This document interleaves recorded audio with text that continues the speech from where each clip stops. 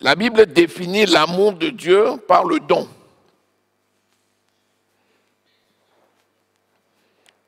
Car Dieu a tant aimé le monde qu'il a donné son Fils unique, afin que quiconque croit en lui ne périsse point, mais ait la vie éternelle. Jean 3,16. L'amour de Dieu, c'est la nature de Dieu. Et celui qui aime Dieu pratique l'amour. Le contraire de l'amour, c'est la haine. Celui qui aime, c'est quelqu'un qui bâtit, qui donne la vie éternelle. Celui qui n'aime pas, c'est quelqu'un qui est meurtrier. Dieu est amour. Il a engendré par Jésus-Christ des enfants d'amour. Celui qui aime Dieu demeure dans l'amour de Dieu. Et la gloire dont il a hérité, c'est l'Esprit de Dieu qui habite en nous, qui est l'Esprit de vie. Donc celui qui aime son frère donne sa vie pour son frère, c'est-à-dire qu'il communique la vie à son frère. Si quelqu'un dit qu'il aime, il doit donner. Sinon, c'est un menteur. On ne peut pas aimer et détester en même temps. Ou on aime, ou on déteste. Ou on est Abel, ou on est Caïn. L'amour de Dieu est parfait. Parce que Dieu est parfait. Et il dit, je vous dis ces choses, afin que vous soyez parfaits en amour. Si nous sommes parfaits en amour, comme Dieu est parfait, alors nous sommes en communion avec Dieu. Sinon, nous sommes ennemis de Dieu. C'est ça qu'on appelle l'antéchrist. Souvent, on cherche ceux qui disent que Christ n'existe pas pour dire que c'est l'antéchrist. Quelqu'un peut dire que Christ existe et en même temps être antéchrist. Pourquoi? Parce que dire ne suffit pas. Petits enfants, n'aimez pas en parole, mais dans les actes. Car si tu vois ton frère qui est dans le besoin et que tu lui fermes tes entrailles, l'Esprit de Dieu est-il en toi? Tu es menteur et tu es un meurtrier. Un menteur, c'est un meurtrier. Or, nous sommes des gens qui communiquons la vie. Premièrement, la joie de l'Éternel est notre force. Cette joie, quand elle est parfaite en nous, elle nous met en communion avec Dieu et avec notre prochain. C'est-à-dire que nous sommes un. Alléluia. Nous avons lu que la parole de Dieu, c'est la lumière de Dieu. La parole de Dieu, c'est la vérité. La parole de Dieu, c'est l'amour. La parole de Dieu, c'est Dieu. Donc, celui qui reçoit la parole de Dieu a reçu l'esprit de vérité. Donc, il est le contraire des ténèbres. Parce que ce qui vient des ténèbres, c'est la mort. Nous vous annonçons le message de celui qui est la parole de vie. C'est Jésus. Il existe depuis les origines.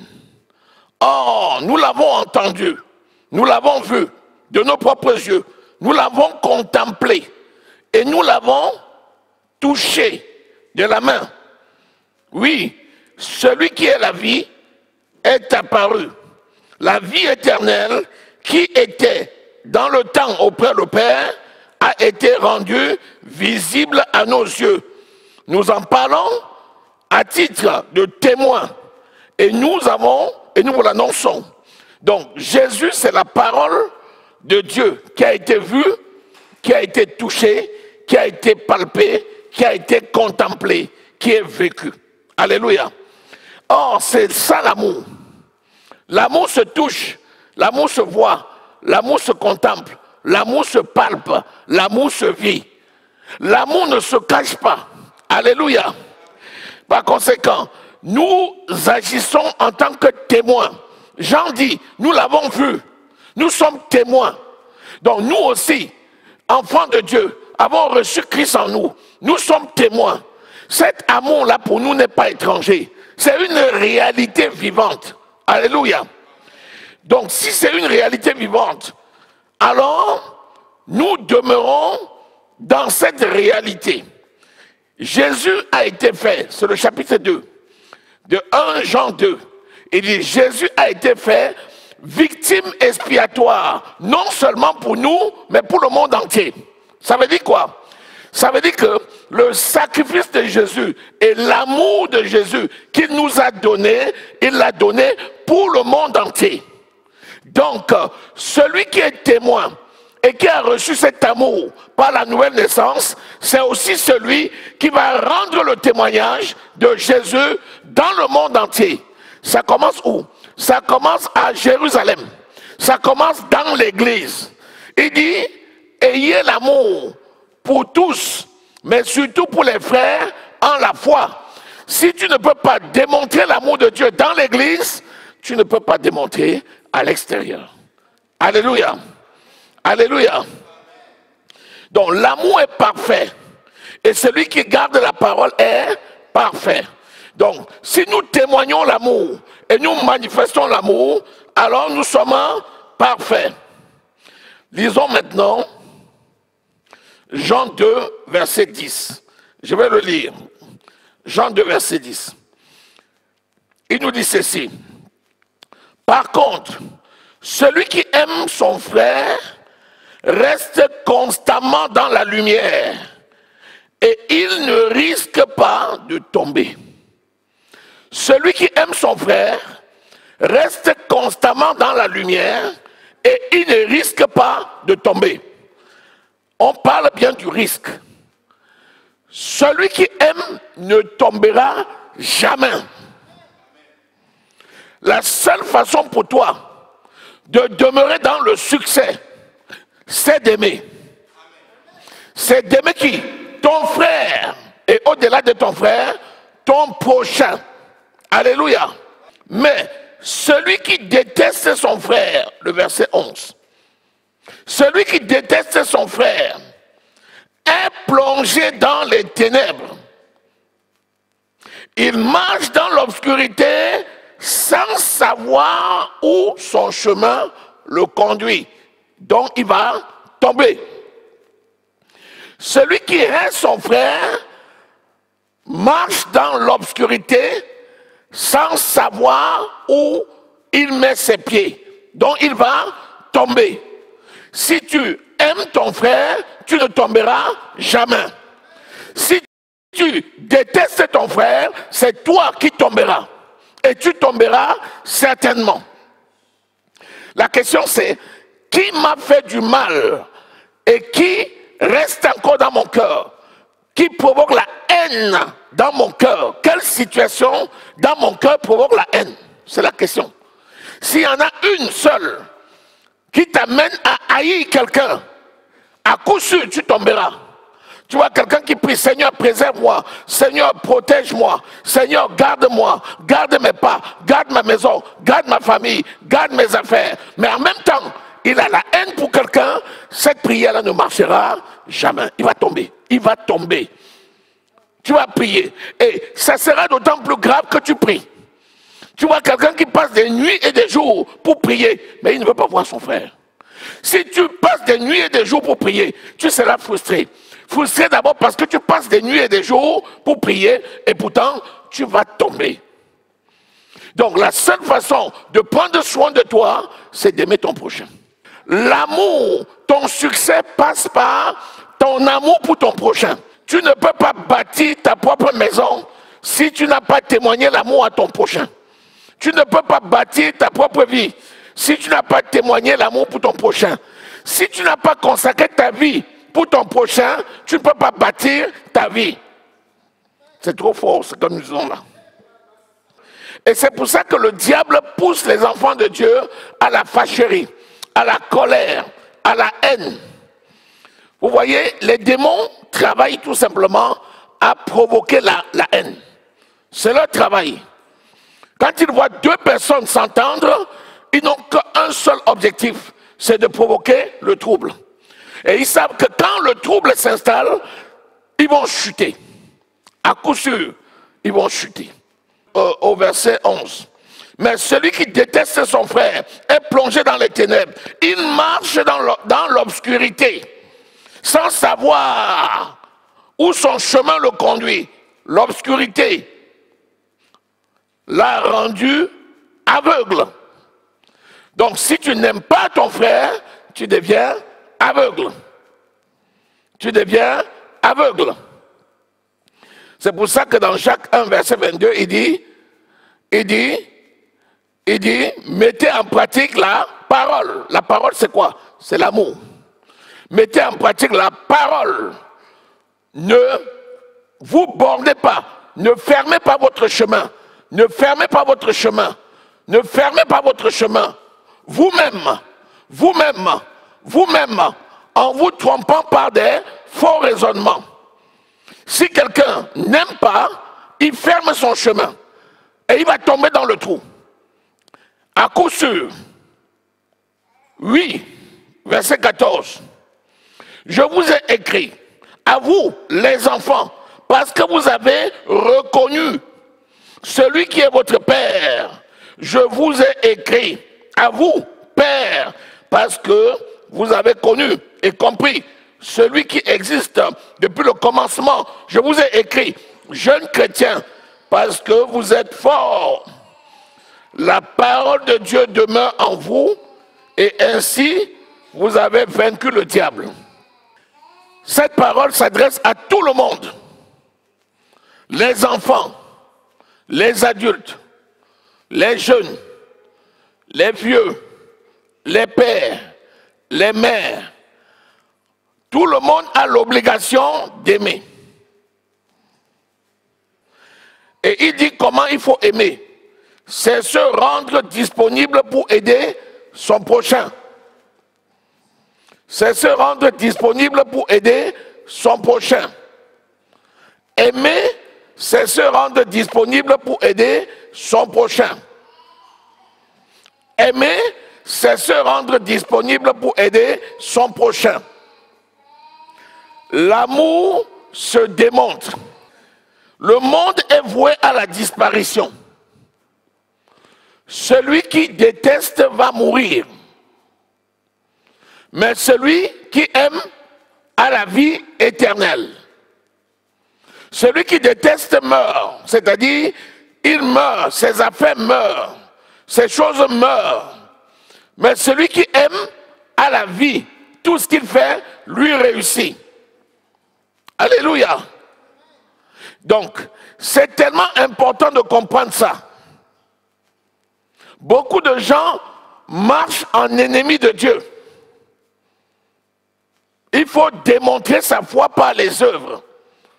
La foi sans les œuvres est morte. Et si tu n'es pas capable de donner à ton frère, de soutenir ton frère, c'est que tu es mort. Si tu n'es pas capable d'aimer, c'est que tu es mort. Tu peux passer pour quelqu'un qui est vivant, mais tu es mort. Apocalypse.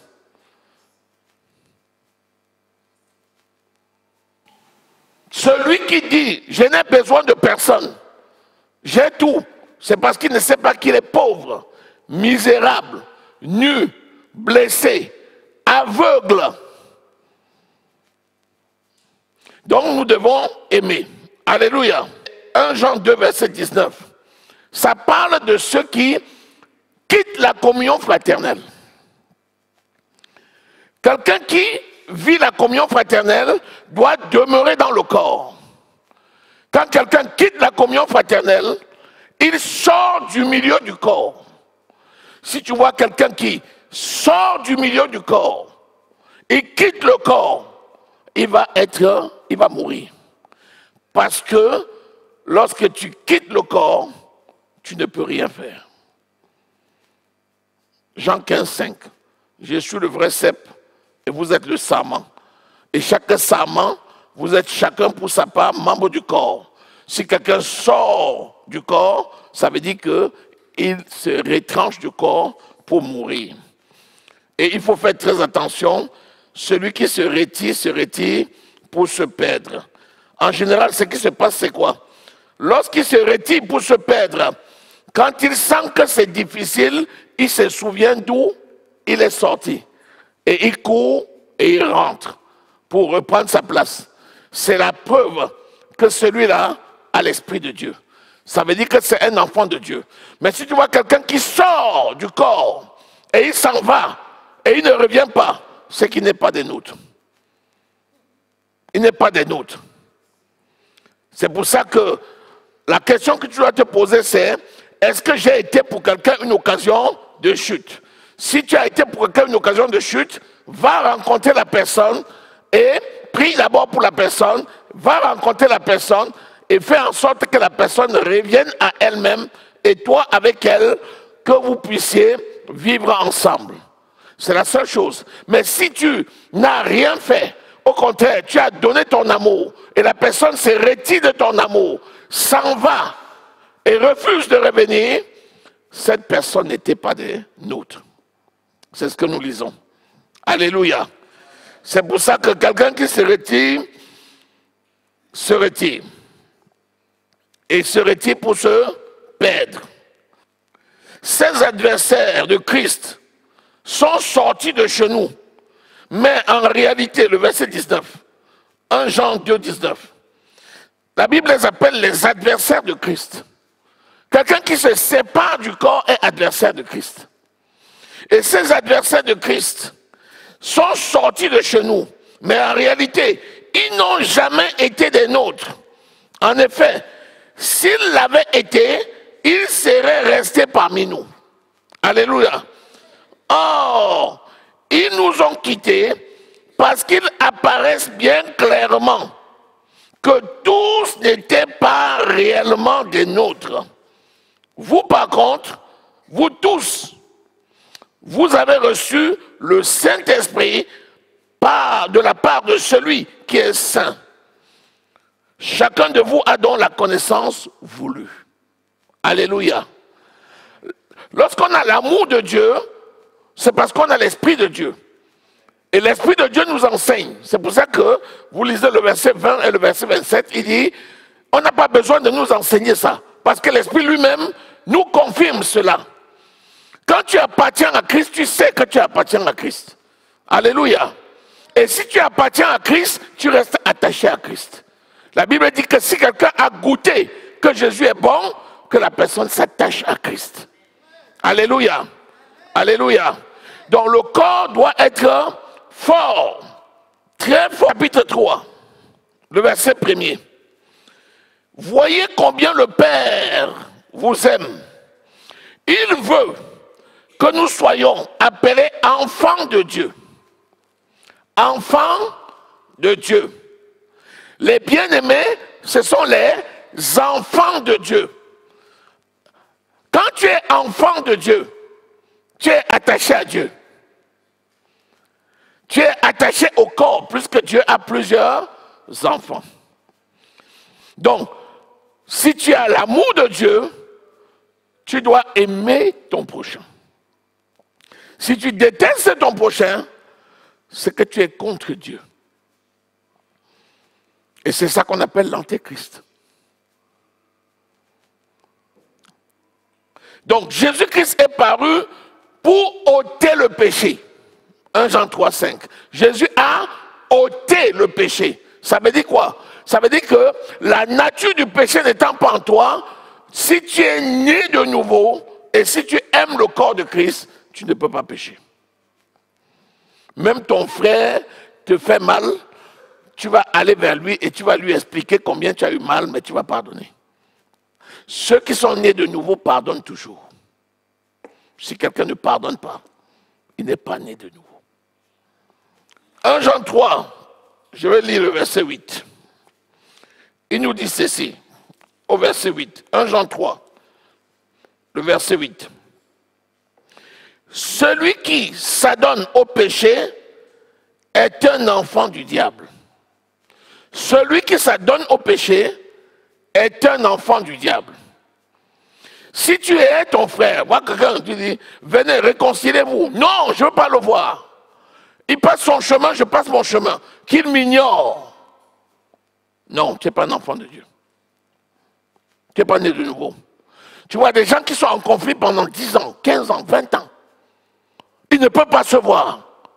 Non, ils ne sont pas nés de nouveau. Il y a un problème. Tu vois deux frères qui servent le Seigneur. Chacun sert le Seigneur de son côté. Ils ne peuvent pas se voir. Et ils disent qu'ils sont des frères. Ce sont des menteurs. Ils ne sont pas nés de nouveau. Ils servent leur propre ventre. Tu ne peux pas garder la rancune et avoir la haine pour ton prochain. Il n'y a que l'esprit du diable pour produire un tel résultat. Enfant du diable, car le diable est à l'origine du péché.